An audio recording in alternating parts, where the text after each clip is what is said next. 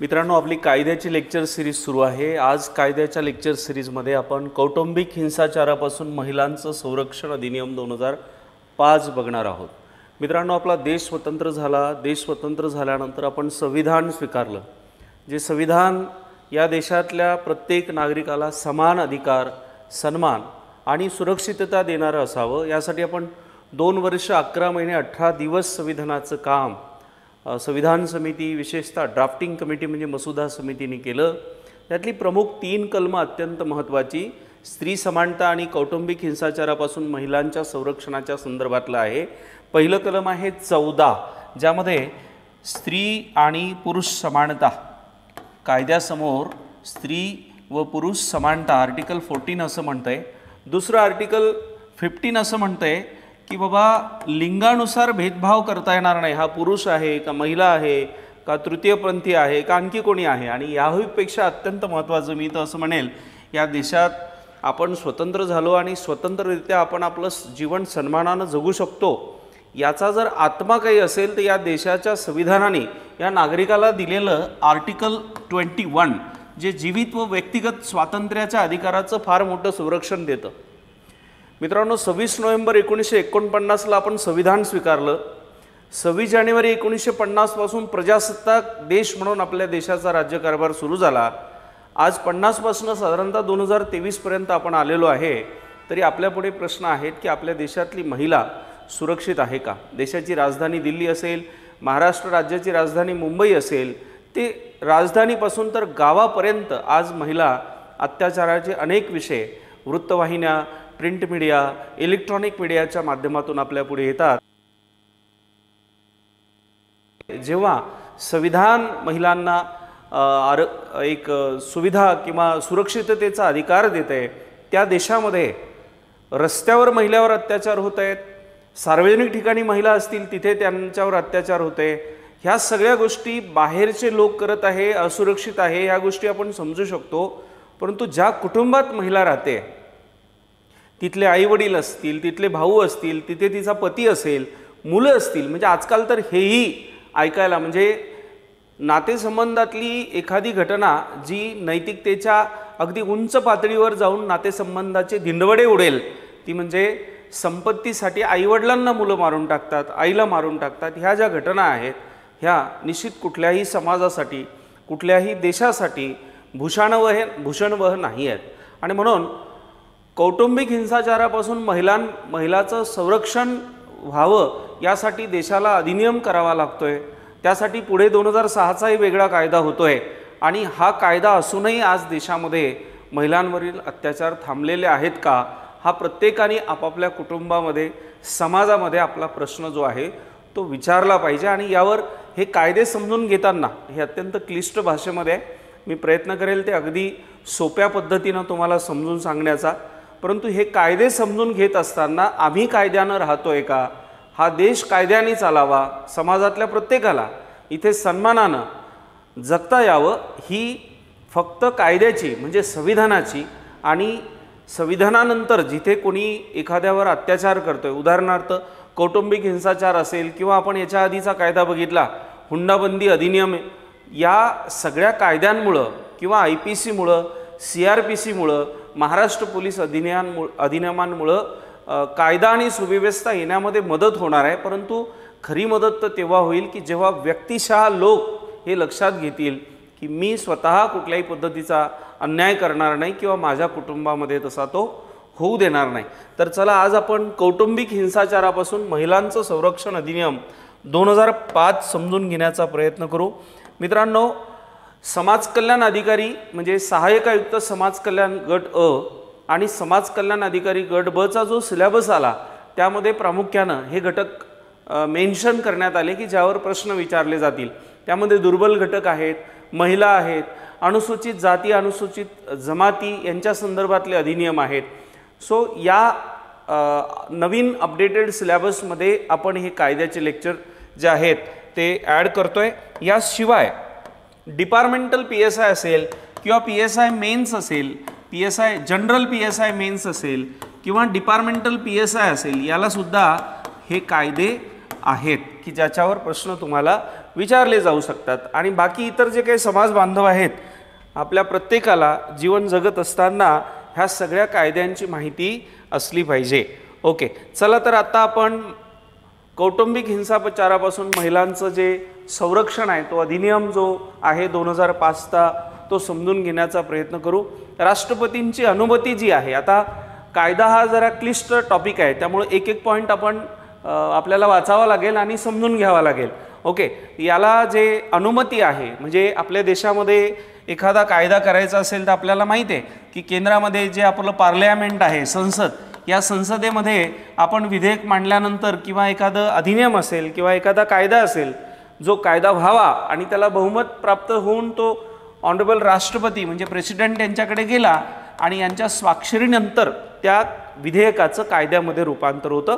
हा पॉलिटीचा पार्ट तुम्हाला माहिती आहे. सो ही जी अनुमती आहे 13 सप्टेंबर 2005ला देण्यात आली. याची जी अंमलबजावणी आहे, म्हणजे ज्यापासून याचा अंमल सुरू झाला, इम्प्लिमेंटेशन सुरू झालं, ते आहे 26 ऑक्टोबर 2006ला सुरू झालं.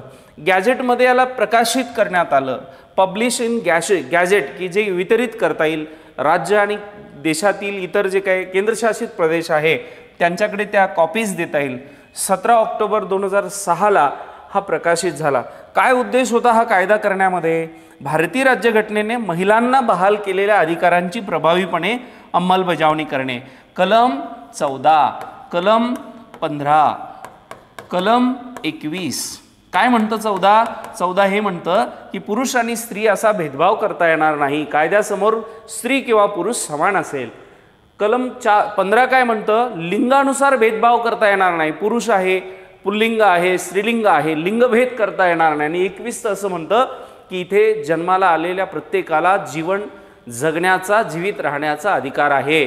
ओके, म्हणजे एखादा आरोपी जरी असेल, त्यांनी मर्डर जरी केला असेल, तर तो मर्डर केल्यानंतर त्याचे साक्ष पुरावे तपासून, बऱ्याचदा एखादे टेररिस्ट असेल, जसं आपल्याकडे अजमल कसाबनी मुंबईवर हल्ला केला होता, अजमल कसाब आणि त्यांच्या साथीदारांनी, त्यावेळेला अजमल कसाबला सुद्धा आपल्याला वकील द्यावा लागला होता. जेव्हा की जनभावना अशी होती की त्याला वकील देऊ नये, त्याला डायरेक्ट हँग करावं, परंतु कायद्याच्या परिभाषेमध्ये असं चालत नाही. तिथे इमोशन चालत नाही, तिथे कायदा चालतो. कायदा हा म्हणतो की ज्यांनी गुन्हा केला आहे त्यालाही त्याची बाजू मांडण्याची, म्हणजे का त्यांनी गुन्हा केला, त्याच्या मागची त्याची भूमिका काय आहे, हे समजून घेणं गरजेचं आहे. आणि जेव्हा मग हे सिद्ध होतं की त्यांनी हे जाणीवपूर्वक केलं आहे, संज्ञानामध्ये केलं आहे, विचारपूर्वक केलं आहे, नियोजनाने केलं आहे, त्यावेळेला त्याचे ते फंडामेंटल राईट्स काढून घेतले जातात. आणि मग आपल्याकडे जे काही IPC CRPCनुसार शिक्षेचा अंमल असेल, त्यानुसार न्यायाधीश त्यांना तशी शिक्षा देतात. तीही शिक्षा देण्यामागचा हाच हेतू असतो की समाजातील, या भविष्यामध्ये समाजातील आणखी कोणी अशा पद्धतीची कुठलीही चूक करता कामा नये. ओके, सो महिलांना जे बहाल केलेले अधिकार आहेत, त्या अधिकारांची प्रभावी अंमलबजावणी झाली पाहिजे. फक्तच अधिकार दिल्याने होत नाही ना.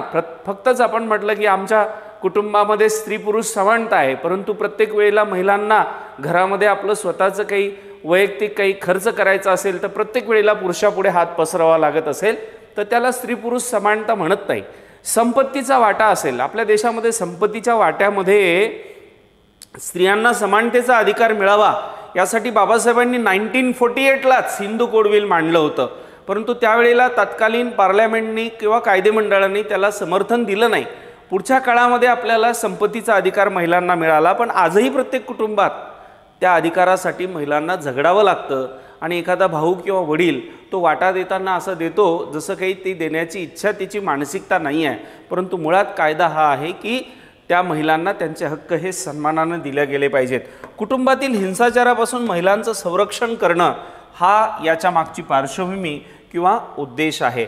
कायद्याची थोडी पार्श्वभूमी की कसे हे कायदे ऐरणीवर आले, कधी याची मागणी जी आहे ती सुरू झाली. जगामध्ये तर सगळीकडे बऱ्याचदा असं होतं की नाही, सगळीकडे फार सगळा आनंद आहे, परंतु मुळात असं आहे का? मुळात सगळीकडे समानता आहे का? कायद्यापुढे सर्व समान असं लिहिलं म्हणजे कुटुंबात समानता सुरू झाली असा त्याचा वस्तुनिष्ठ अर्थ, जमिनीवर सत्यता आहे का? हे अनेक प्रश्नचिन्ह आहेत ज्याची त्याची उत्तरं आपल्याला शोधायची आहेत.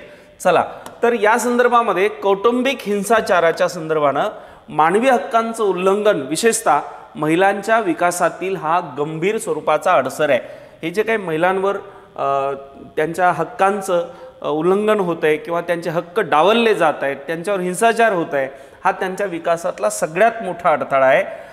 व्हिएन्ना करार 1948ला जो झाला होता ऑस्ट्रियाला, ऑस्ट्रिया कुठे, ऑस्ट्रिया हा जर्मनीमध्ये मित्रांनो, जर्मनी. ऑस्ट्रेलिया जो खाली आहे वेगळा खंड तो नाही, हा ऑस्ट्रिया जर्मनीमध्ये आहे. आणि बीजिंग म्हणजे चीनमध्ये, चीनचं कॅपिटल आहे. ऑस्ट्रिया हे जर्मनीमध्ये आहे. ओके, सो इथे declaration and the platform for action 1995 he Beijing declaration, ह्या 2 ठिकाणी ह्या महिलांच्या हक्काच्या संदर्भामध्ये प्रश्न मांडले गेले आणि त्या जागतिक लेवलवर या प्रश्नाला ऐरणीवर आणल्या गेलं. तेव्हापासून हे जे काही महिलांवर अन्याय अत्याचार जे होतात कुटुंबात होतात, म्हणजे समाजात होतील बाहेर होतील तर त्याच्यासाठी आपल्याला लढाई लढता येईल, पण एखादी महिला कुटुंबात आहे आणि तिच्यावर तिथेच अत्याचार होतोय आणि आता तरी शिकलेल्या महिला आहेत त्या बाहेर येऊन स्वतःच्या आत्मरक्षणासाठी काही पाऊल उचलू शकतात. पण इथून 50 वर्ष आणि त्याहून अगोदरच्या परिस्थितीत अशी होती की शिक्षण नव्हतं, उत्पन्नाची माध्यम संसाधनं कुठली नव्हती. आईवडिलांकडनं लग्न झाल्यावर गेलेल्या मुलीला त्या पतीच्या घरी कितीही त्रास होत असेल तर तिथेच तिला राहावं लागत होतं. हा तिचा जो एक अबलापणा होता, आपण ज्याला अबला हा शब्द आहे मराठीमध्ये त्याला, तो अनेक कुटुंबामध्ये होता. परंतु आता जसजसं शिक्षण पुढे येत आहे आणि या निमित्तानं मला सगळ्या ज्या माता भगिनी आहेत त्यांना एक नम्र आवाहन करायचं आहे की तुम्ही आई म्हणून जर शिक्षण तुमचं पूर्ण झाले नसेल, तुम्ही स्वावलंबी होऊ शकल्या नसेल तर तुमच्या मुलींना शिकू द्या, त्यांना स्वतःच्या पायावर उभं राहू द्या, त्यांना 2-4 वर्ष नोकरी करून 4 पैसे स्वतःच्या अकाउंटला जमा करू द्या आणि मग त्यांच्या स्वइच्छेनं त्यांचं लग्न लावा नाही, त्यांना करू द्या, म्हणजे त्यांना जसं पाहिजे त्या पद्धतीनं, जेणेकरून तुमच्या मुली ह्या आयुष्यभर ताठ मानेनं आणि सन्मानानं जगतील. आजच्या समाजामध्ये संविधानामध्ये तरतूद असूनही समाजामध्ये आणि कुटुंबामध्ये त्याच महिलांना सन्मान आणि रिस्पेक्ट मिळतो ज्या महिला स्वतःच्या पायावर उभ्या आहेत, स्वावलंबी आहेत, 4 पैसे कमवतात. घरामध्ये राहणाऱ्या महिला नोकरीवर जाणाऱ्या महिलांपेक्षा 10 पट जास्त काम करतात, परंतु त्यांना सन्मान मिळत नाही. कारण या देशामधली जी माणसं आहेत ती एवढी मतलबी आहेत, जिथे पैसा मिळतो तिथे ते रिस्पेक्ट देतात. ही बाब आणि मानसिकता सगळ्या ज्या माता भगिनी आहेत त्यांनी समजून घेण्याची अत्यंत महत्त्वाची गरज आहे. सो व्हिएन्नामध्ये हे जगाच्या समोर आणलं गेलं. Beijing declaration and platform for action 1995ला केलं गेलं. 1995ला संयुक्त राष्ट्राची 4थी महिला परिषद भरलेली होती. ओके, आणि या महिला परिषद या प्लॅटफॉर्मवर हा एक कृती कार्यक्रम आखण्यात आला की कौटुंबिक हिंसाचारापासून महिलांची मुक्ती झाली पाहिजे. त्या हिंसाचाराचे अनेक, आपण आत्ता हुंडाबंदी अधिनियम बघितला, त्याच्यामध्ये कशा पद्धतीनं हुंडा मागितला जातो, वस्तूच्या स्वरूपात, सोन्याच्या स्वरूपात, काय सगळं ते सगळं आपण व्यवस्थित समजून घेतलं. आणि म्हणून कुटुंबात हिंसाचाराचे अनेक कारणं आहेत. ओके, सो त्यापासून संरक्षण झालं पाहिजे. महिलांच्या निर्णय क्षमता, संपत्ती खरेदी विक्री व्यवहार असेल, कुठे सेटल होण्याचा व्यवहार असेल, शिक्षणाचा निर्णय असेल किंवा मुलांच्या सेटलमेंटचा निर्णय असेल, त्यामध्ये त्यांना समान निर्णयाचा अधिकार असला पाहिजे. अर्थव्यवस्थेमधील त्यांचा सहभाग वाढला पाहिजे. त्यांना विकसित होण्याचं मुक्त स्वातंत्र्य दिलं गेलं पाहिजे. महिलांचे मानवी हक्क हे जपल्या गेले पाहिजेत. त्याच्या हक्कांचं व्हायोलेशन नाही झालं पाहिजे. त्यांना एक रिस्पेक्टिव्ह लाईफ त्यांच्या कुटुंबामध्ये मिळाली पाहिजे. पत्नी आहे म्हणून पतीचंच तिने ऐकलं पाहिजे. ऐकेल ना, खरं असेल, सत्य असेल तर ऐकेल. पती दारू पिऊन येतो आणि तो म्हणतोय माझ्या मताप्रमाणेच तिने वागलं पाहिजे, हे चुकीचं आहे. तिला मारहाण होत असेल, तिला पैसे दिले जात नसतील, ह्या सगळ्यांच्या विरोधात तिला न्याय मागता आला पाहिजे. ती पोलीस स्टेशनला जाते, न्यायालयात जाते, याचा अर्थ कुटुंबाच्या विरोधात जाते असं नाही. स्वतःच्या सुरक्षिततेसाठी तिला ते करावं लागतंय. ही त्याच्या मागची पार्श्वभूमी समजून घेतलं पाहिजे. समजून घेणं गरजेचं आहे. सो मानवी हक्काचं संरक्षण झालं पाहिजे. महिलांचे सर्वांगीण सबलीकरण म्हणजे आता शिक्षण घ्या, त्याच्यामध्ये व्यवसाय घ्या, उद्योग करता आला पाहिजे, नोकरी करता आली पाहिजे. त्यांना जे काय अपेक्षित, जसं एका कुटुंबात मुलाला जे अधिकार समानतेचे मिळतात, विकासाची संधी आईवडील म्हणून जी काही मुलाला देतात तशीच मुलीलाही दिल्या गेली पाहिजे. ओके, लिंग समानता म्हणजे पुरुष आहे, जसं एखाद्या कुटुंबामध्ये 2 मुलगा 1 मुलगी जन्माला आली है ना, मग मुलगा म्हटलं की त्याला उच्च शिक्षण, त्याला चांगले प्रायव्हेट ट्युशन क्लासेस, मुलगी म्हटली की घराच्या बाजूलाच असलेला एखादा विषय शिक्षक. सो ही असमानता आहे. कुठलीही संपत्ती असेल त्याच्यामध्ये मुलाच्या नावावरच प्रॉपर्टी, हे चुकीचं आहे. आता कायदा असा आहे की कुटुंबातल्या वंशवाळीनुसार प्रत्येक अपत्याला समान वाटणी त्याच्या नावावर असणं गरजेचं आहे. दुसरी बाब, त्याच्या नावावर असो की नसो, वंशावळीनुसार त्याला समान हक्क जो आहे तो मिळतो, हे आता आपल्याला समजून घेणं गरजेचं आहे. सो महिलांच्या संदर्भातील सर्व प्रकारचे भेदभाव जे आहेत ते काढून टाकण्यासंदर्भामध्ये संयुक्त राष्ट्राच्या समितीमध्ये the United nations committee on convention of elimination of all form of discrimination against woman, हे म्हणजे सर्व प्रकारचे भेदाभेद काढून टाकण्यासंबंधातील परिषदेवर चर्चा झाली. ओके, आणि शिफारस केली गेली की संयुक्त राष्ट्रांनी महिलांचे कोणत्याही प्रकारच्या हिंसाचारापासून संरक्षण केल्या गेले पाहिजे. आता युनो आपल्याला माहितीच आहे, युनो जे आहे सेकंड वर्ल्ड वॉर 1939 to 1945 पर्यंत सेकंड वर्ल्ड वॉर चाललं होतं. आणि 45ला मग ही जी काही जिंकलेली राष्ट्र होती, जिंकली होती, परंतु भयंकर वित्त, मानवी आणि संपत्तीची भयंकर हानी झालेली होती. आणि म्हणून जगात आणखी भविष्यात युद्धाने काहीही साध्य होऊ शकत नाही. आणि म्हणून युनायटेड नेशन ऑर्गनायझेशन इस्टॅब्लिश करण्यात आलं की ज्यातून जगामध्ये शांतता प्रस्थापित करता येईल. सो या माध्यमातून हा ठराव महिलांच्या संदर्भामध्ये घेण्यात आला. अनेक आघाड्यांवर काम करतं. संरक्षण परिषद असेल किंवा सुरक्षा असेल, आरोग्य असेल, इंटरनल काही क्रायसिस असतील वेगवेगळ्या राष्ट्रांचे. जसं आपला देश स्वतंत्र झाला 1947ला, त्यावेळेला भारत पाकिस्तानच्या सीमाच्या संदर्भामध्ये जो काही आपला प्रदेश आहे, जो काश्मीर संस्थान आपलं जे होतं, काश्मीर संस्थान जे आपलं होतं या भागातलं, या संस्थानाच्या संदर्भातला जो मुद्दा होता तो आपण युनोकडेच घेऊन गेलो होतो. त्यावेळेचे तत्कालीन पहिले पंतप्रधान माननीय पंडित जवाहरलाल नेहरू यांच्या माध्यमातून. सो ते हे युनो, आणि युनोनी यामध्ये पुढाकार घेतल्यामुळं जागतिक पातळीवर याचं जे महत्त्व आहे या कायद्याच्या अनुषंगानं हे आणखी ऐरणीवर आलं. ओके, सो आता कौटुंबिक हिंसाचाराच्या घटना मोठ्या प्रमाणात घडत असून त्या अदृश्य राहतात, म्हणजे त्या पुढे येत नाहीत. बऱ्याचदा त्याची अनेक कारणं आहेत. महिला असतील, त्यांना मुलंबाळं असतात, तर त्या मुलाबाळांच्या भविष्यासाठी किंवा आपण भावाकडे आईवडिलांकडे कसं जाणार, म्हणजे भाऊ आणि आईवडील दिवाळीलाच पोरगी एखाद्या वेळेला जर गेली तर त्यांच्या डोक्यावर आड्या पडतात की बाबा आता दिवाळीला आली, हिला कपडे लत्ते घ्यावे लागेल. तेही एवढे मतलबी असतात, हे विसरून जातात की या मुलीचं कुटुंबामध्ये अर्धा हिस्सा आहे. परंतु तेवढंही करणं होत नाही, कारण माणूस एवढा व्यवहारी आणि मतलबी झाला की स्वतःच्या जीवनाच्या पलीकडे बघायची त्याची आता मानसिकताच राहिली नाही. मग अशा परिस्थितीतल्या मुली त्याच कुटुंबामध्ये त्रास होत असेल तरी तिथेच आपलं जीवन जगतात.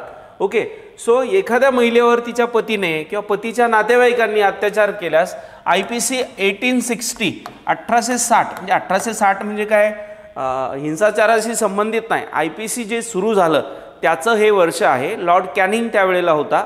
लॉर्ड मेकॅलेनी हे जे भारतीय दंडसंहिता जे आहे याचं ड्राफ्टिंग केलं, पण ते साधारणतः 1832-34च्या दरम्यान झालं होतं. पण त्यावेळेला ईस्ट इंडिया कंपनी होती. पुढे द रिव्होल्ट ऑफ 1857 झाला आणि 1858च्या राणीच्या जाहीरनाम्याने East India company, British East India company जी आहे ती बरखास्त झाली. आणि 1858 पासनं ब्रिटिशाचं डायरेक्ट साम्राज्य आपल्या देशात सुरू झालं. आणि मग ब्रिटिश साम्राज्याचा राजाचा प्रतिनिधी म्हणून व्हॉइसरॉय या देशामध्ये प्रतिनिधी म्हणून काम करायला लागला. आणि त्यामुळं इथे कायदा लागू झाला. सगळे राजे महाराजे, नवाब, जहागीरदार एका प्लॅटफॉर्मवर आले, सिटिझन झाले, नागरिक झाले. आणि आता जर तुम्ही चुकीचा काही काम केलं, कुणालावर अन्याय केला, अत्याचार केला, तर तर इंडियन पिनल कोडच्या तहत तुम्हाला शिक्षा होईल. सो नागरीकरणाची ही जी प्रोसेस आहे त्यासाठी लागू झालेला न्यायालयीन कायदे 57च्या 58च्या दरम्यान हायकोर्ट पण त्यासाठी सुरू केले होते आणि 1860ला हे IPC सुरू झालं होतं. So come to the point. आणि पुढे कलम आहे 498A. 498A म्हणजे पती आणि पतीच्या नातेवाईकांनी जर त्या महिलेला म्हणजे पत्नीला म्हणजे त्या कुटुंबातल्या सुनेला जर काही त्रास दिला असेल तर त्यानुसार हा गुन्हा जो आहे तो दाखल होईल. परंतु दिवाणी कायद्यामध्ये या घटनांच्या बाबतीत जास्त व्यापकतेने चर्चा होत नाही, हे सुद्धा दुर्दैव आहे. बऱ्याचशा ज्या केसेस आहेत त्या तशाच दबून राहतात, ही सुद्धा वस्तुस्थिती आहे. सो भारतीय राज्यघटनेने 14, 15, 21 ज्याचा मी आधीच उल्लेख केला, 14 नुसार स्त्री पुरुष कायद्यासमोर समान आहे, मग कुटुंबात पण समान असली पाहिजे, बरोबर आहे. त्यानंतर लिंगाच्या आधारावर भेदभाव करता येणार नाही, हे जर भारताचं संविधान म्हणतंय तर कुटुंब आणि समाजाने हे मान्य केलं पाहिजे. केलं नाही तर त्यांच्यावर कार्यवाही झाली पाहिजे, महिलांना सुरक्षितता प्रदान झाली पाहिजे. आर्टिकल 21 नुसार एखाद्या कुटुंबामध्ये हुंडा नाही दिला, आणखी काही कारणांमुळं एखाद्या नालायक त्या पतीला दुसरं काही लग्न करायचं असतं आणि मग त्याच्यामध्ये पहिली जी पत्नी असते तिला त्रास देणं सुरू होतो. अशामध्ये बऱ्याचशा घटना अशा होतात की त्या महिला एकतर स्वतः आत्महत्या करतात किंवा हे पती सासू सासरे हे तिला छळतात, मारतात आणि त्यात तिचा मृत्यू होतो. या ठिकाणी आर्टिकल 21चं उल्लंघन होतंय. या देशात जन्माला येणाऱ्या प्रत्येक महिलेला मुलीला इथे सुरक्षित जगण्याचा अधिकार आहे. सो ह्या सगळ्या बाबी ह्या संविधानानं जे काही प्रावधान केले त्याची प्रभावी अंमलबजावणी झाली पाहिजे. आणि म्हणून कौटुंबिक हिंसाचाराचं जे काही अधिनियम आहे 2005ला महिलांचं संरक्षण करण्याच्या दृष्टिकोनातनं लागू करण्यात आला. ओके, आता याच्यामध्ये अधिनियमांतर्गत पुढील महिलांना संरक्षणांना हक्कदार मानलंय. कोण? पहिलं पत्नी. आता लग्न करता किंवा लग्न न करता, आजकाल आता लिव्ह इन रिलेशनमध्ये पण राहतात ना, तर लग्न म्हणजे काय? आधी समाजामध्ये आपल्याकडे जे 16 संस्कार आहे ना त्यातला एक विवाह संस्कार आहे. मग समाजाच्या साक्षीनं लग्न लावली जात होते. त्याचं कारण होतं की एखाद्या कुठल्याही मुलीचं किंवा महिलेचं आयुष्य उद्ध्वस्त नाही झालं पाहिजे आणि म्हणून बाबा तुमचं लग्न झालंय हे सगळ्या समाजाला माहिती आहे. ओके, त्यामुळे तुम्ही आता समाजाचे जे नियम आहे, ज्या चांगल्या परंपरा आहे त्याचं वहन केलं पाहिजे. तुम्ही सहजीवन सुखामध्ये जगलं पाहिजे, बरोबर आहे. एकमेकांना त्रास होईल असं काही वागता कामा नये. समाजाला माहिती असतं, त्यामुळे जर तो व्यक्ती त्या मुलीला किंवा पत्नीला टाकून देईल तर समाज त्याला चांगलं म्हणत नाही. हे काही अलिखित नियम होते. परंतु आता काय आपण पाश्चात्तीकरणाच्या सगळ्या बाबींकडे पण त्याच्याही मागं लागलो आहे. मग लग्न न करता सोबत राहणे, मग त्याच्यातनं जबाबदाऱ्या घेण्याची, म्हणजे सोबत राहणे म्हणजे पती पत्नीसारखे राहतात, मग मुलं बाळं व्हायची वेळ आली की जबाबदाऱ्या न घेऊ शकणारे त्यातनं पळ काढतात. सो अशा ठिकाणी लग्न करता किंवा न करताही सोबत राहणारी स्त्री या कायद्यामध्ये येणार. मुलगी, ओके, याच्यामध्ये दत्तक असली तरी येणार, म्हणजे स्वतःची असली तरी येणार, दत्तक असली तरी येणार, सावत्र असली तरी येणार. म्हणजे पहिल्या पत्नीची मुलगी आहे बाबा आणि ह्यांनी दुसरी बायको केली तर ती दुसरीची सावत्री आई आहे, तिच्यावर सुद्धा गुन्हा दाखल होईल, ती पण येणार. आई येणार, बहीण येणार, विधवा येणार, अविवाहित महिला येणार, सिंगल वुमन पण येणार, गैर वागणूक करणाऱ्या व्यक्तीबरोबर राहणाऱ्या महिला सुद्धा येणार है ना. त्यांच्या आजूबाजूचं जर कोणी त्यांना त्रास देत असेल ते सुद्धा त्याच्यामध्ये येणार. कोण कोण येणार कायद्यात त्या सगळ्या बाबी इथे स्पष्ट करण्यात आलेल्या आहे. ओके, सो पत्नीला किंवा महिलेला, सहचारिणीला जर समजा कुटुंबात काही अन्याय अत्याचार झाला तर तक्रार दाखल करण्याचा हक्क असेल. परंतु पतीला किंवा त्यांच्या आईवडिलाला, जसं पोलीस स्टेशनला आपण गेलो, पोलीस स्टेशनला दोन पक्षामध्ये समजा वाद झाले ना, शिवीगाळ गेली, मारहाण भांडण झालं, तर हा जातो आणि तिथे पोलीस स्टेशनला गुन्हा दाखल करतो. ओके, तर मग हा काय करतो, यांनी मारहाण केली असली तरी हा पण जातो आणि गुन्हा दाखल करतो. ओके, कारण पोलिसांना कुठे माहिती आहे की खरं कोणी कोणाला मारलं. मग त्याच्यात आता तपासाचे विविध मार्ग आहेत, त्याला फिजिकल काही डॅमेज झालंय का किंवा आणखी मारहाणमध्ये काही फ्रॅक्चर आहे का वगैरे वगैरे. पण इथे तसं नाही चालणार. म्हणजे महिलांनी जर गुन्हा दाखल केला 498A नुसार, तर पतीला काही 498A नुसार महिलेवर, पत्नीवर गुन्हा दाखल करता येणार नाही. म्हणजे इथे महिलांचं संरक्षण करणारा हा अधिनियम आहे, ही बाब इथे लक्षात घ्यायची आहे. ओके, सो या अधिनियमानुसार कौटुंबिक हिंसाचाराची व्याख्या जी आहे ती स्पष्ट करण्यात आलेली आहे की महिलांना संरक्षण दिलं जाणार आहे. ओके, आता या कायद्याचा बऱ्याच ठिकाणी असाही आता उल्लेख होतो की या कायद्याचा चुकीचाही अवलंब होतोय, पण आपल्या देशाचं संविधान काय म्हणतंय किंवा कायदा काय म्हणतोय की जर एखादा व्यक्ती चुकीचा त्याचा वापर करत असेल तर त्याचाही न्याय होईल, परंतु जे पीडित आहेत त्यांना न्याय मिळाला पाहिजे, हे कायद्याचा सगळ्यात महत्त्वाचा उद्देश जो आहे तो आहे. सो याच्यामधलं पहिलं प्रकरण आहे ज्याच्यामध्ये 2 कलम आहेत. तर कलम 1 काय म्हणतं, त्याचं संक्षिप्त नाव जे आहे या कायद्याचं की कौटुंबिक हिंसाचारापासून महिलांचं संरक्षण अधिनियम 2005, हे याचं नाव याच्यामध्ये स्पष्ट केलं आहे. व्याप्तीमध्ये कोणाकोणाला घेतलं यांनी, कुठे कुठे हा लागू होईल, संपूर्ण भारतात लागू असेल. यापूर्वी जम्मू काश्मीर सोडून हे लागू होतं, पण पुढे जम्मू काश्मीर राज्य पुनर्रचना अधिनियम 2019 अन्वये 31 ऑक्टोबर 2019 पासून जम्मू काश्मीर, लडाख केंद्रशासित प्रदेशांसाठी सुद्धा हे लागू करण्यात आलं. आता तर जम्मू काश्मीर काही आर्टिकल 370 नुसार विशेष दर्जा असलेला असणारच नाही, त्यामुळे ब्रॅकेटमध्ये जम्मू काश्मीरसाठी पण असणार असं आता पुढे काही उल्लेख असणार नाही. ओके, त्यानंतर अंमल आता कधीपासनं, तर ते आपण पहिल्याच बिगिनिंगलाच तुम्हाला सांगितलं.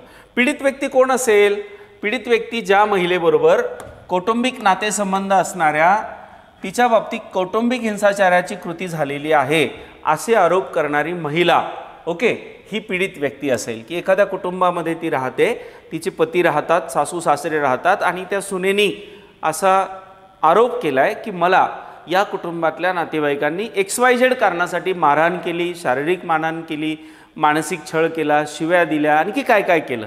त्यानुसार 498A हा गुन्हा दाखल. आता असं नाही उठलं गेला पोलीस स्टेशनला आणि गुन्हा दाखल केला, तसं बिलकुल नाही. क्रॉस व्हेरिफिकेशन होतं, पोलीस त्याची चाचपणी करतात, क्लास 1 लेवलचा अधिकारीच हा गुन्हा दाखल करतो, जेणेकरून चुकीचा गुन्हा कोणावर दाखल होणार नाही याची काळजी घेतली जाते. आता अगोदर तर असं झालं आहे आता की कुटुंब न्यायालयाकडे आधी केस वर्ग केली जाते. आधी त्यांच्या म्हणजे बऱ्याचदा कसं होतं, रागाच्या भरात ते दोघं गेलेत, भांडण झालं, मला याच्यावर 498 दाखल करायचे. ओके, आता त्याच्यात 494 आहे, 497 आहे, 498 आहे आणि खूप सिरियस इश्यू असेल तर 498A आहे. तर ते पोलीस ठरवतील घटना काय घडली आहे ते सगळं ऐकून. मग कुटुंब न्यायालयामध्ये किंवा CDPO असतील तिथले किंवा जे कोणी अधिकारी असतील ते आधी त्यांच्यामध्ये काय घडलंय ते सिरियस नसेल तर शक्यतोवर ते कुटुंब टिकावं यासाठी प्रयत्न होतो, आणि जर ते टिकणं शक्यच नसेल तर मग 498A दाखल केलं जातं महिलांच्या संरक्षणासाठी. की आता 498A दाखल झाल्यावर तिचं भविष्यातलं जे जीवन आहे, मग तिला लागणारी पोटगी असेल, राहण्यासाठी घर असेल, सुरक्षितता असेल. बऱ्याचदा गुन्हा दाखल केला म्हणून पण मारतात ना, तर मग ती सुरक्षितता मिळावी म्हणून तिला न्यायालयात जाणं आवश्यक असते. सो ही झाली पीडिता. आता मूल कोणाला म्हणायचं, तर कोणाला म्हणजे 18 वर्षाच्या वयाखालील कोणतीही व्यक्ती, व्यक्ती म्हणजे पर्सनमध्ये मेल पण आलं, फिमेल पण आलं किंवा थर्ड जेंडर पण आलं. ठीक आहे मित्रांनो. त्यानंतर मग दत्तक असेल, सावत्र असेल किंवा मुलाचा सुद्धा समावेश याच्यामध्ये होतो, मुलगी असो की मुलगा असो. भरपाईचा आदेश, ओके, कलम 22 मध्ये आहे. ताबा देण्यासंदर्भातला आदेश, ताबा म्हणजे कुणाचा, बाळ असेल छोटं त्याची कस्टडी द्यायची आहे. तर शक्यतोवर छोटं बाळ असेल तर त्याची कस्टडी सुरक्षितता म्हणून आईकडेच दिली जाते.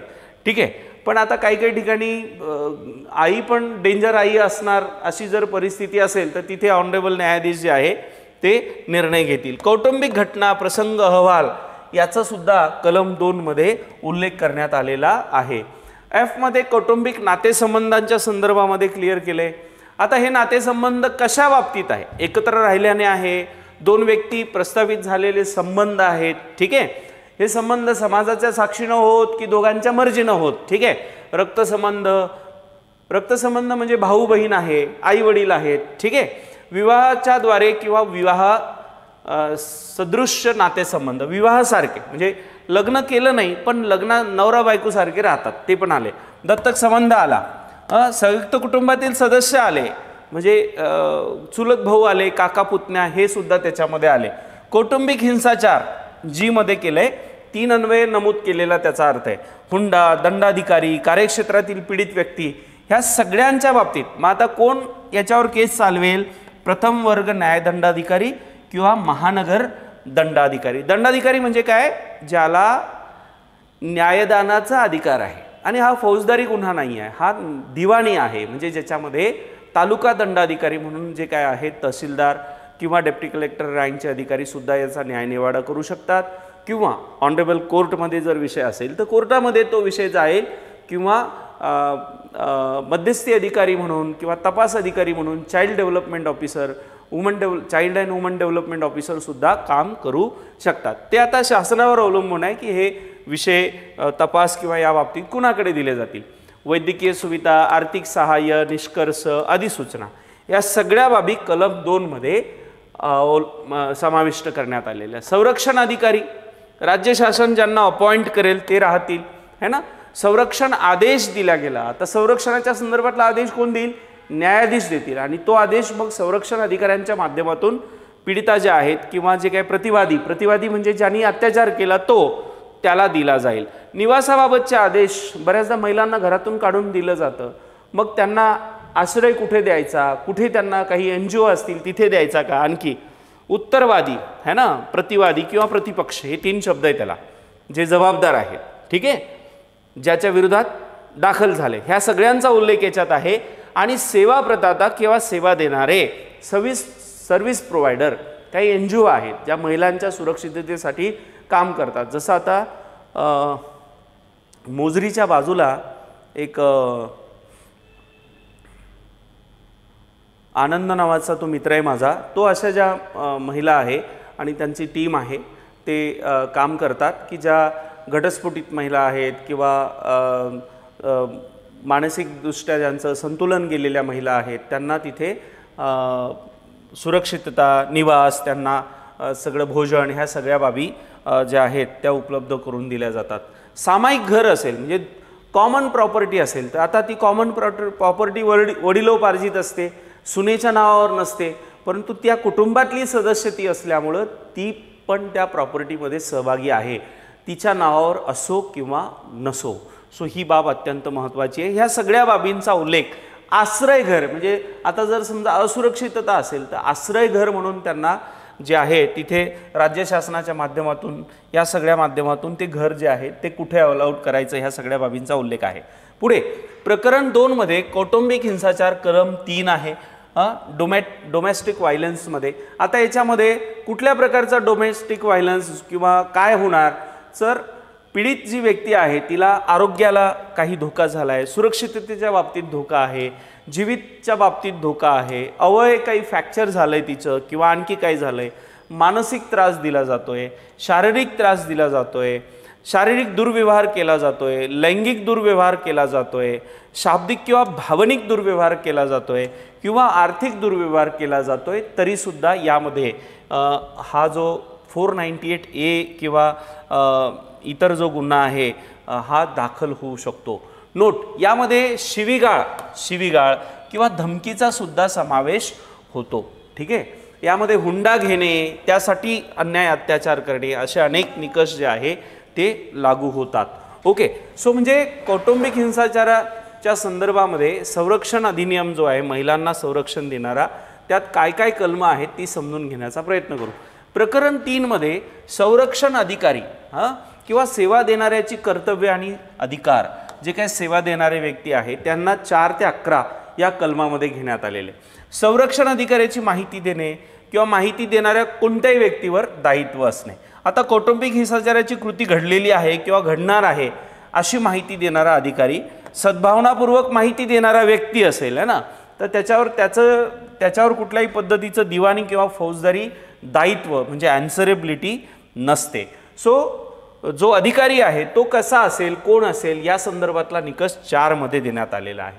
कलम 5 असं म्हणतं की पोलीस अधिकारी किंवा सेवा प्रदाता किंवा दंडाधिकारी यांची कर्तव्य काय असतील, तर संरक्षणाच्या संदर्भामध्ये आदेश देणे, निवासाचा संदर्भामध्ये आदेश आणि त्याची अंमलबजावणी, आर्थिक सहाय्याचा आदेश आणि अंमलबजावणी, मुलाचा ताबा मिळवण्याच्या संदर्भात आदेश आणि अंमलबजावणी, भरपाईचे आदेश देणे, भरपाई म्हणजे कुठल्याही प्रकारची भरपाई असू शकते, शारीरिक छळ झाला आहे त्याची भरपाई असू शकते, मानसिक छळ झाला आहे त्याची भरपाई असू शकते किंवा फसवणूक केली आहे त्याची सुद्धा भरपाई असू शकते, ज्या अंतर्गत या हिंसाचाराच्या विरोधामध्ये जे आहे तो गुन्हा जो आहे तो दाखल केला जातो। सेवा प्रदात्यांच्या सेवाच्या उपलब्धतेबाबत आहे इतर सगळे निकष कलम 5 मध्ये जे आहे ते समाविष्ट करण्यात आले।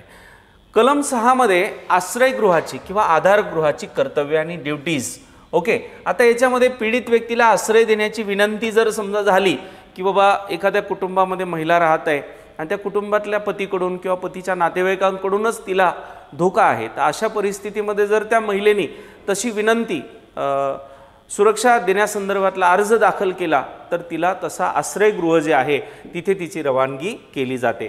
कलम 5 असं म्हणतं की वैद्यकीय सुविधा केंद्रांची कर्तव्य ड्युटीज ऑफ मेडिकल फॅसिलिटीज, जर समजा तिला मारहाण झाली आहे किंवा फ्रॅक्चर झालं आहे तर अशा केसमध्ये तिला मेडिकल सुविधा ज्या आहेत त्या दिल्या गेल्या पाहिजेत आणि यासाठी ऑनरेबल जे जज असतात ते त्या पद्धतीचे आदेश देतील आणि जे तपास अधिकारी असतील त्यांना त्याच्या संदर्भातले सगळे जे काही ट्रीटमेंट आहे, मग आता आपली ही ट्रीटमेंट गव्हर्नमेंट मेडिकल कॉलेज असेल किंवा हॉस्पिटल जे असतात तिथे ही ट्रीटमेंट जी आहे ती मुहैया केली जाते किंवा दिली जाते। कलम 8 असं म्हणतं की संरक्षण अधिकाऱ्याची नियुक्ती। आता संरक्षण अधिकारी कोण असेल तर appointment of protection officer, who will that, राज्य शासन विल डिसाइड कोण असणार हे अधिकारी।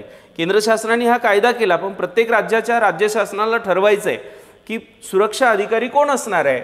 सो प्रत्येक जिल्ह्यात आवश्यकतेनुसार सुरक्षा अधिकाऱ्यांच्या नियुक्त्या केल्या जातील। संरक्षण अधिकारी शक्यतोवर महिला असाव्यात। एखाद्या महिलेच्या संदर्भामध्ये अत्याचार झालाय तर ही महिला सहजरित्या आपल्यावर झालेले जे अत्याचार आहे ते सांगू शकेल, तर कोणाला सांगू शकेल तर ती दुसऱ्या महिलेला व्यवस्थित सांगू शकेल।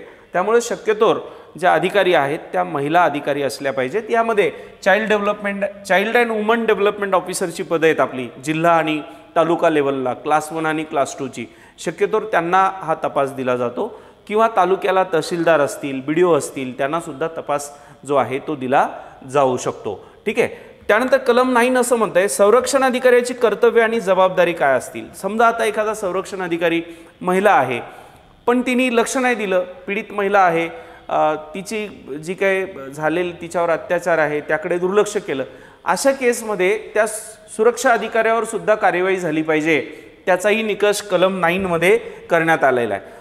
दंडाधिकाऱ्याला अधिनियमाअंतर्गत त्याची कर्तव्य पार पाडण्याच्या कामात सहकार्य करायचे कोणाला, संरक्षण। दंडाधिकारी म्हणजे न्यायाधीश। ठीक आहे, न्यायाधीशांना म्हणजे प्रोसिडिंग करत असताना केस व्यवस्थित स्टँड करणं असेल, तपास व्यवस्थित करणं असेल, ह्या सगळ्या जिथे जिथे गरज आहे तिथे पोलीस मदतीला राहतीलच। ओके, कौटुंबिक घटनेचा अहवाल दंडाधिकाऱ्यांकडे पाठवणे। ओके, त्याच्या प्रती घटकांकडे, घटक कोण, जी पीडित महिला आहे, ती अत्याचार करणारा पती किंवा तिचे सासू सासरे असतील त्यांना देणं हे काम संरक्षण अधिकाऱ्याचं असेल। आणि समजा त्यांनी देताना काही कसूर केला तर त्याच्यावर सुद्धा कार्यवाहीचे निकष जे आहेत ते आहेत।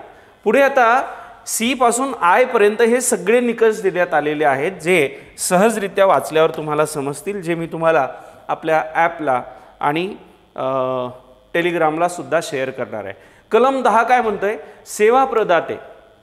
आता शासनाकडे एवढं इन्फ्रास्ट्रक्चर नाही आहे की शासन प्रत्येक तालुक्यात प्रत्येक जिल्ह्यात, ज्या वेळेला 2005ला हा अधिनियम लागू झाला त्यावेळेला हेही विकल्प पुढे ठेवण्यात आले की काही NGO असतील, काही चॅरिटेबल ऑर्गनायझेशन्स असतील की ज्या अशा महिलांना मदत करतील की ज्यांचे ऑब्जेक्टिव्ज समाजातील वंचित, उपेक्षित, घटस्फोटित, कुटुंबातनं ज्यांच्यावर अत्याचार झाले अशा महिलांना संरक्षण देणे, त्यांच्यासाठी काम करणे, असं ज्या NGO चे ऑब्जेक्टिव्ज आहेत त्यांना पण याच्यामध्ये समाविष्ट करता येईल।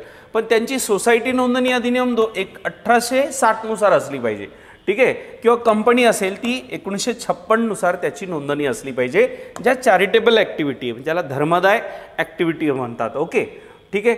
आता या अशा ज्या सेवा देणाऱ्या ऑर्गनायझेशन आहेत, संस्था आहेत, महिलांना सहाय्य करणे आणि महिलांच्या हक्काचे व हितसंबंधांचे संरक्षण करणे ही त्यांची उद्दिष्ट असली पाहिजे, ऑब्जेक्टिव्ज। ठीक आहे, तर त्यांच्याकडे हे देता येईल। पुढे नोंदणी केलेल्या सेवा प्रदात्याला पुढील अधिकार असतील। काय अधिकार असतील तर पीडित व्यक्ती जी असेल, महिला असेल ना, तर अशा कौटुंबिक घटनेचा अहवाल नोंदवणे, पीडित व्यक्तीला मेडिकल तपासणीकडे नेणे, आश्रयगृहामध्ये तिला नेणे, वैद्यकीय तपासणीनंतर तिची निवासाची व्यवस्था, भोजनाची व्यवस्था, ह्या सगळ्यांची व्यवस्था करणे। सद्भावनापूर्वक कृती करणाऱ्या सेवा प्रदात्यावर किंवा त्यांच्या कोणत्याही सदस्यावर कोणताही दावा, खटला किंवा कायदेशीर कारवाई लीगल प्रोसिडिंग दाखल करता येणार नाही. उदाहरणार्थ ए नावाची महिला आहे, हिचा पती बी नावाचा आहे आणि त्याचे सी डी नावाचे वडील, सासू, आणखी ह्या सगळ्यांनी अत्याचार केला. या महिलेला उदाहरणार्थ एक्स नावाच्या संस्थेने मदत केली म्हणून यांना कोणाला याच्यावर केस दाखल करता येणार नाही. ओके, हां, म्हणजे असं यांच्यावरच केस दाखल झाली तर अशा सेवाभावी संस्था पुढे येणार नाहीत आणि अन्याय अत्याचार झालेल्या महिलांना मदत मिळणार नाही. त्याचंही इकडे नमूद करून ठेवण्यात आलेले. कलम 11 काय म्हणते, शासनाची पण ड्युटीज ऑफ गव्हर्नमेंट, की गव्हर्नमेंटनी काय केलं पाहिजे, अधिनियमातील तरतुदींना व्यापक प्रसिद्धी दिली पाहिजे, की बाबा कुटुंबात असलेल्या महिलांवर कोणी अन्याय अत्याचार जर केला तर कौटुंबिक हिंसाचार अधिनियमनुसार त्याच्यावर कार्यवाही होईल. हे शासनाने विविध माध्यमातून, वृत्तपत्र, television, print media, electronic media या माध्यमातून त्याचा प्रसार केला पाहिजे. ठीक आहे. त्यानंतर संवेदनशीलता, जागृती निर्माण केली पाहिजे लोकांमध्ये. बऱ्याचदा लोकांना माहितीच नाही की कुटुंबातल्या महिला, मुली यांना समान अधिकार असतो, त्यांना मारता येत नाही, त्यांच्यावर अत्याचार करता येत नाही. ओके, बरं, आता त्या माणसांचं सोडून द्या, त्या मुलींनाच माहीत नाही राहत की त्यांना भारतीय संविधानाने आर्टिकल 14 नुसार स्त्री पुरुष समानता सांगितली आहे. आर्टिकल 15 काय म्हणते, लिंगभेद करता येणार नाही. आर्टिकल 21 काय म्हणतं की जीवित स्वातंत्र्याचा अधिकार संविधानानं दिला आहे, कोणी कोणाला मारू शकत नाही. हे त्या मुलींनाही माहिती पाहिजे आणि जे अत्याचार करतात त्यांनाही माहिती पाहिजे. नसेल तर मग त्यांना जेलमध्ये टाकावं लागतं, वय वर्ष 18च्या पुढचे असतील तर. प्रकरण 4 काय म्हणतं बघा, सहाय्याचे आदेश मिळवण्यासाठी कार्यप्रणाली. याच्यामध्ये कलम 12 ते 29 टाकलेलं आहे. 12 काय म्हणतं, दंडाधिकाऱ्याकडे अर्ज करणं. मग त्या अर्ज प्रॉपर अप्लिकेशन झालं पाहिजे ऑनरेबल मॅजिस्ट्रेटकडे, बरोबर आहे. मग पीडित व्यक्तीच्या वतीनं कोणी एखादा व्यक्ती, संरक्षण अधिकारी असं करू शकतो. ठीक आहे. याच्यातलं पुढचं जाऊ, यांच्या प्रतिवादेतून केलेल्या कौटुंबिक हिंसाचारामुळे जर काही इजा झाली असेल त्याच्या नुकसान भरपाईचा रकमेचा दावा सुद्धा दाखल करता येईल. इतर सगळ्या बाबी याच्यामध्ये दिलेल्या आहेत. कलम 13 म्हणजे नोटीस बजावणे. या संदर्भातली नोटीस जी आहे, ही नोटीस जी आहे ही दंडाधिकाऱ्यांकडनं दिली जाईल. ओके, आता कलम 12 नुसार म्हणतंय की दंडाधिकारी याच्या संदर्भातली नोटीस देतील, म्हणजे न्यायाधीश देतील. कोणाला देतील, संरक्षण अधिकाऱ्याला देतील आणि संरक्षण अधिकारी मग संबंधित व्यक्तीला तशी नोटीस देतील. कलम 14 काय म्हणतं, समुपदेशन. समुपदेशन गरजेचं आहे. ज्याच्यावर अन्याय झाला त्याचंही समुपदेशन गरजेचं आहे, ज्यांनी केला त्याचंही समुपदेशन गरजेचं आहे. संरक्षण अधिकारी, माननीय न्यायाधीश जे काही दंडाधिकारी असतील त्यांच्या माध्यमातून त्यांचं समुपदेशन घडून आणतील. बऱ्याचदा छोटा मोठा विषय असतानाही एखादी महिला जर समजा पोलीस स्टेशन, असं शक्यतोवर कुठली महिला करतच नाही, आपल्या कुटुंबाच्या विरोधात 498A दाखल करण्याचा ती तेव्हाच विचार करते ज्यावेळेला तिला होणारा त्रास असहाय्य होतो, त्या स्थितीमध्ये ती जात असेल. पण लाखात एखादी केस अशी आहे की छोटंसंच रिझन आहे, फार काही खूप मोठा इश्यू झालेला नाही आणि महिला पोलीस स्टेशनला गेली 498 दाखल करायला, तर या ठिकाणी दोघांचंही काउन्सिलिंग केलं जातं आणि ज्या वेळेला काउन्सिलिंग, समुपदेशन केलं जातं तेव्हा हे जजमेंट येतं की यांचं नातं किती लेवलपर्यंत खराब झालंय किंवा किती एकमेकांचा हे द्वेष करतात. सो काउन्सिलिंगनी एखाद वेळेला छोटं मोठं मॅटर असेल तर ते सेटल पण होऊ शकतं. त्यांना पुढे कायद्याच्या सगळ्या प्रोसेसमध्ये न जाता ते परत पती पत्नी म्हणून सुखाचं आयुष्य जगू शकतील. यासाठी आता आपण कुटुंब न्यायालय पण उघडली आहेत. डायरेक्ट कोणी जाऊन 498 दाखल नका करू, आधी कुटुंब न्यायालयात दाखल करा. तिथे तुम्ही भेटा, 2-4 मीटिंग होतात आणि त्यांचं समुपदेशन केलं जातं आणि मग जर लक्षात आलं की नाही हे दोघंही सोबत राहणं शक्य नाही, मग ते पुढची कायदेशीर प्रक्रिया सुरू केली जाते. कलम 15 काय म्हणतं, कल्याण कार्यातील तज्ज्ञ व्यक्तींचं सहाय्य घेता येईल. असिस्टन्स ऑफ वेलफेअर एक्सपर्ट हे पण घेता येईल. कलम 10 म्हणते, आता मी पॉईंट सांगतो, हे सगळे मुद्दे वाचल्याबरोबर समजता येईल असे आहेत. कार्यवाही कक्षांतर्गत करणे, कॅमेरा, इन कॅमेरा. आता एखादा ऑनरेबल जजच्या समोर बरेचसे समजा केस ज्यांची असते ना, दोन्ही पक्षाचे तिथे लोक जमलेले असतात. महिलांना जर समजा बऱ्याचदा फिअर असतं की आपल्याबद्दल जे काही कुटुंबात अन्याय अत्याचार झाला आहे तो पब्लिकली लोकांना माहिती होऊ नये.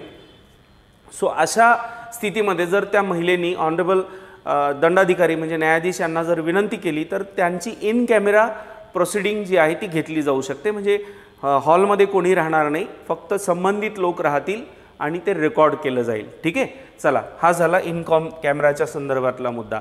17 काय म्हणतोय बघा, कलम 17 असं म्हणतंय सामायिक घरात राहण्याचा हक्क. आता काय होतं, एखादी महिला पत्नी म्हणून एखाद्याच्या घरी गेली, तिच्या नावावर ते घर नसतं, तिथली शेती नसते. ओके, मग हे काही छोटा मोठा वाद झाला की नवरा म्हणतो जा तू तुझ्या घरी निघून जा. अरे घरी कसं काय निघून जा, तुझी बायको आहे बाबा, इथं राहणार, तुझ्या घरामध्ये अर्धा हक्क आहे.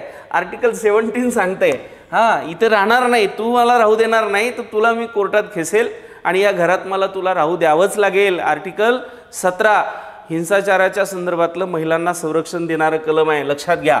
नाही तर उठसूट कोणी म्हणतात जा माझ्या घरातनं निघून जा, तुझ्या आईवडिलांच्या घरी जा. आईवडिलांच्या घरीच राहायचं होतं, तू लग्न कशाला केलं भाऊ? लग्न झालं आता माझं घर हे आहे, इथं राहणार मी. ठीक आहे, हे महिलांनी समजून घ्या.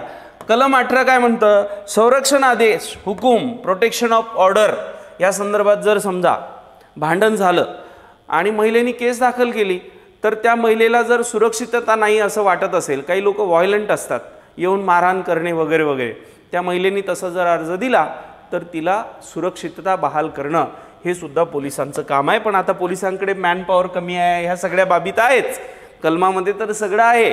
ओके, आपण इथे ही बाब एक लक्षात घ्यायची, जर जीवाला धोका आहे असं वाटत असेल तर इट्स बेटर की जी काही महिला आहे जिच्यावर पीडित आहे तिने आपला जीव सुरक्षित राहील अशा लोकांसोबतच राहिलं पाहिजे, कुणावरही ब्लाइंड फेथ ठेवू नये. सो कौटुंबिक हिंसाचाराची कृती करणे, मग अशा संदर्भांना ते ऑर्डर देऊ शकतात कोणाला, तिच्या पतीला आणि कुटुंबियांना. जर हिच्या जीवाला काही झालं तर तुम्हाला तुमच्यावर कार्यवाही केली जाईल. हिंसाचाराची कृती, समजा ती महिला एखाद्या ठिकाणी वर्किंग प्रोफेशनल आहे, जॉब करते, तिथे जाता येणार नाही, ते एरियाला प्रोहिबिट केलं जाईल. नोकरीच्या ठिकाणी जाता येणार नाही, वारंवार भेटी देता येणार नाही, है ना. मूल असल्यास मुलाला शाळेमध्ये प्रवेश करणे हा विषय असतो. छोटं बाळ असेल तर आईलाच त्याचा ताबा दिला जातो. ठीक आहे. पुढे पीडित व्यक्तीशी कोणत्याही स्वरूपाचा संवाद साधता येणार नाही. दंडाधिकाऱ्यांच्या संमतीशिवाय पुढील कृती करणे, मालमत्तांचं हस्तांतरण, है ना. आता बायकोनी पोलीस केस केली माझ्यावर, मग तो काय करतो, आपल्या मालमत्तेचं भावाच्या नावावर आईच्या नावावर हस्तांतरण करतो, जेणेकरून बायकोला काही वाटा देण्याचं काम करता येणार नाही. गुन्हा दाखल झाल्यानंतर कुठलंही हस्तांतरण ग्राह्य धरलं जाणार नाही, तसं केलं तर कार्यवाही होईल. ब्लॅक लॉकर्स, बँक खात्याचा वापर करणे म्हणजे बँक खात्यातली रक्कम वळती करणे असे प्रकार करता येणार नाही. स्त्रीधनाचा वापर, आणखी जे काही असेल त्यांच्याकडे ॲसेट्स आहे ना, पुढील घटकांना हिंसक वागणूक देणे, हे सगळे निकष याच्यामध्ये देण्यात आलेले आहे. ठीक आहे मित्रांनो. त्यानंतर आहे कलम 19 है ना, निवासाबाबतचे आदेश, आर्थिक सहाय्य, ताब्यात देण्याबाबतचा आदेश, भरपाईचा आदेश, अतिरिक्त एकतर्फी आदेश देण्याचा अधिकार, न्यायालयाच्या आदेशाच्या प्रती विनामूल्य देणे, हां हे पण टाकलं आहे, म्हणजे त्याचे पैसे मागायचे नाही. ठीक आहे. आदेशाच्या कालावधीत फेरफार करणे, इतर सगळे, आणि अपील करायचं असेल तर कलम 29 मध्ये. समजा आता एखाद्या महिलेने समजा असं होत नाही, हजारात एखादी केस आहे की त्या महिलेलाच त्या पतीसोबत राहायचं नाही आहे. ठीक आहे. मग तिला तिचा मित्र असेल एखादा, त्याच्यासोबत तिला जुन्या काही आठवणी जाग्या झाल्या की नाही ये शादी तो गलती से हो गई, मुझे तो कहीं और जाना था, तर तिने समजा 498 दाखल केलं तर तो पती जर समजा निर्दोष असेल तर त्याला अपील करता येईल आणि अपीलमध्ये मग साक्षी पुरावे तपासून त्या दृष्टिकोनातनं निर्णय होईल. पण असं प्रकरण हजारात एकत्र राहतं. ओके. कौटुंबिक हिंसाचारामध्ये 99% जे केसेस आहे हे पती आणि पतीचे नातेवाईक, त्यात 3 खतरनाक पात्र राहते. एक तिचा नवरा, एक सासू आणि तिसरी म्हणजे नणंद. हे जगाच्या पाठीवरचे सगळ्यात डेंजर ॲनिमल आहे कौटुंबिक हिंसाचारातले, आणि सगळ्यात जास्त केसेस या 3 प्रजातीवरच दाखल झालेल्या आत्तापर्यंत. ठीक आहे. सो अपील झालं की सत्र न्यायालयासमोर त्यांना जाता येईल, मुदतवाढसुद्धा घेता येईल. ठीक आहे. आता पुढे कलम 30 काय म्हणतं बघा. कलम 30 असं म्हणतं, संरक्षण अधिकारी व सेवा प्रदात्यांचे सदस्य लोकसेवक असणे, उत्तरदायित्वाचं सुरक्षण आदेशाचा भंग केल्यास त्यासाठी शिस्त आणि त्याच्यावर कार्यवाही होईल. समजा संरक्षण अधिकाऱ्यांनी जर व्यवस्थित काम केलं नाही, आदेशाचा भंग केला तर त्यांना पण 1 वर्षापर्यंत शिक्षा आणि 20,000पर्यंत दंड आहे. ठीक आहे. म्हणजे संरक्षण अधिकारी आहे म्हणजे कसंही वागून चालणार नाही. महिलांच्या केसच्या संदर्भानं गांभीर्यानं घ्यावं लागेल. आता दखल आणि शाबिती. शाबिती म्हणजे पुरावे, पुरावे है ना, पुरावे. तर याच्यासाठी पीडित व्यक्तीच्या संदर्भामध्ये काही पुरावे असतील, हे या संदर्भातले निकष 32 मध्ये दिले. कलम 33 काय म्हणतात, संरक्षण अधिकाऱ्याने कर्तव्याचे पालन न केल्यास शिस्त. ठीक आहे, झालं, ते क्लिअर केलं आपण. संरक्षण अधिकाऱ्यांनी केलेल्या अपराधाची दखल, ती दखल कोण घेणार, राज्य शासन घेणार, त्यांच्यावर कार्यवाही करणार. ठीक आहे, पगार देणाराच दखल घेत असतो, पगार देणारा आणि प्रमोशन करणारा, म्हणजे जो नोकरी देतोय तो मोठी दखल घेतो. ठीक आहे, आणि मोठं कृत्य असेल तर मग न्यायालय आहेच. 35 सद्भावनापूर्वक केलेल्या कृतीला संरक्षण. ठीक आहे, एखाद्या अधिकाऱ्यांनी सद्भावनापूर्वक एखादी कृती केली तर त्याला संरक्षण मिळेल. ठीक आहे, उदाहरणार्थ पती पत्नीचं भांडण झालं. ठीक आहे, आता ह्या पतीने पत्नीला मारलं, गुन्हा पण दाखल झाला, पण आता पतीला पश्चाताप झाला, पत्नी पण म्हणते ठीक आहे तुम्ही मला मारणार नाही तर मी आता सोबत राहते. हा नालायक जातो परत घरी गेल्यावर मारतो. आता इथे पत्नीला पतीसोबत राहायला कोणी सांगितलं, संरक्षण अधिकाऱ्यांनी सांगितलं. याच्यामध्ये त्याचा काही वैयक्तिक हेतू नाही किंवा काम टाळलेलं नाही, त्यांनी कर्तव्यात भंग केलेला नाही, सद्भावनेनं केलं आहे की बाबा ठीक आहे तुम्ही आता सोबत राहा, भांडू नका. अशा कृतीमध्ये संरक्षण अधिकाऱ्याला संरक्षण मिळेल. ठीक आहे, चला कलम 36. असं नाही की हे कायदा आहे म्हणजे ज्याला उचलून जेलमध्येच टाकायचं आहे, नाही, जर अन्याय झाला असेल तर टाकायचं आहे. ठीक आहे, आणि तेही सुधारण्यासाठी टाकायचं आहे. समाजाने त्यातनं बोध घ्यावा की बाबा वैवाहिक जीवनामध्ये पत्नीवर अत्याचार जर केला तर आपल्याला जेलमध्ये जावं लागते, म्हणजे बाकीचे लोक चांगले राहतात. ठीक आहे, 36 काय म्हणतंय, अन्य कोणत्याही कायद्याला न्यूनतम असणार नाही हा कायदा. ठीक आहे, म्हणजे याच्यावरच्या दुसऱ्या कायद्यानुसार काही अपील करणं वगैरे असा प्रकार नाही, याच्यातच कार्यवाही जी आहे ती होईल.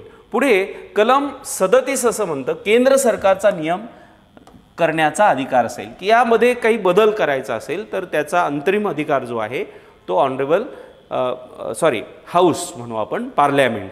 केंद्र सरकार म्हणजे पार्लमेंट, कायदा जो बनतो तो पार्लमेंटमध्ये बनतो, संसदेमध्ये बनतो. ठीक आहे, तर याला त्याचा अधिकार असेल. ठीक आहे, बाकी इतर डिटेल्स इथे दिलेले आहेत. चला, सो अशा पद्धतीनं आज आपण कौटुंबिक हिंसाचाराच्या संदर्भातलं हे जे आहे ते बघितलं, ज्यामध्ये कौटुंबिक हिंसाचाराच्या संदर्भामध्ये महिलांना संरक्षण देणारा 2005चा अधिनियम बघितला. ओके, सो मित्रांनो, आपले काही प्रश्न असतील, हे लेक्चर तुम्हाला कसं वाटलं? ओके, सहाय्यक आयुक्त समाज कल्याण आणि समाज कल्याण अधिकारी गट अ आणि ब साठी हे लॉचे स्पेशल सिरीज आपण घेतोय. इतर मागास बहुजन कल्याणला सुद्धा हे टॉपिक कायद्याचे असणारच आहेत. तुम्हाला या संदर्भात कुठलेही डाऊट्स असतील तर हे आपले कॉन्टॅक्ट नंबर आहेत. ओके, आपण मला जॉईन केलं त्याबद्दल मनपूर्वक धन्यवाद. दुसरं, लेक्चर तुम्हाला कसं वाटलं ते आवर्जून सांगा. कायदा म्हटलं की एक एक बाब वाचून ती समजून घेणं.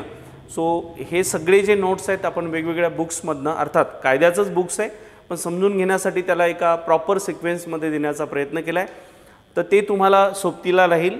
सोबत आपलं हे रेकॉर्डेड लेक्चर असेल. सो सगळ्यांनी व्यवस्थित अभ्यास करा. काही प्रश्न असले तर नक्की विचारा पुढच्या लेक्चरमध्ये, आणि तुम्हाला लेक्चर कसं वाटलं ते आवर्जून सांगा. थँक्यू सो मच मला जॉईन केल्याबद्दल. नेक्स्ट लेक्चर आपलं 2006चा अधिनियम आहे आता, तो आपण पुढच्या लेक्चरमध्ये बघू. Thank you, all the best.